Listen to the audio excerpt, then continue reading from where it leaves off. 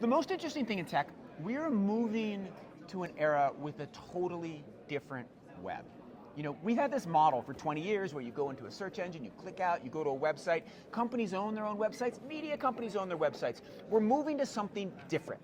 Agents will be a big part of it. Maybe you'll have your own personal agent that will go out. Maybe you'll go into some network of agents. Maybe it will all be interfaced through Gemini or OpenAI, where different companies will build in their apps.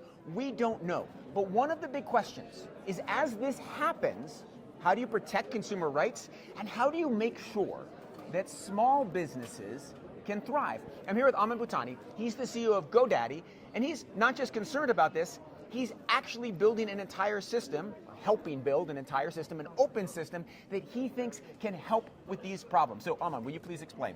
Yes, the way the internet works today is that you type in a domain name and you can reach anyone in the world without any toll booth, without having to ask anyone's permission. You don't need anyone to say, yes, you can do this. We are using the infrastructure of the internet for agents as well. And we're definitely going to have personal agents. It's not a maybe. But how are these agents going to roam the internet, and how are we going to decide who owns them, and how are we going to secure them? Because we don't want the fraud, we don't want the spam.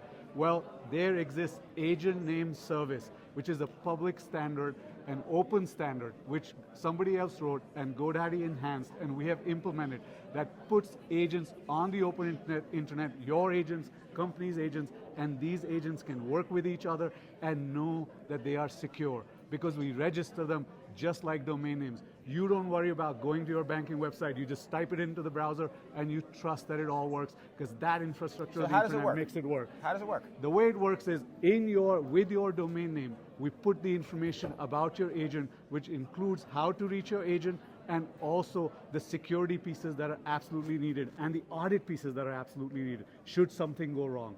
And so when people reach your name, they know your brand, they automatically get access to all your agents. This is all your agents. This is a global infrastructure that is very, very scalable, that literally billions of people use every day. That's literally what we're talking about. So I own nickthompson.com, it's registered on GoDaddy.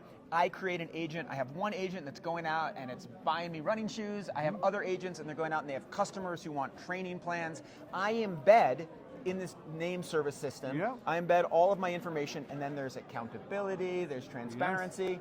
Yes. There's transparency, and every agent that agent uses, if it's embedded in ANS, you can feel confident that it's using a reliable source. It's not going to somebody who's fraudulently registered something, that's not a misspelling, that if something bad happens with that agent, it is nuked everywhere and your agent doesn't end up using it by mistake.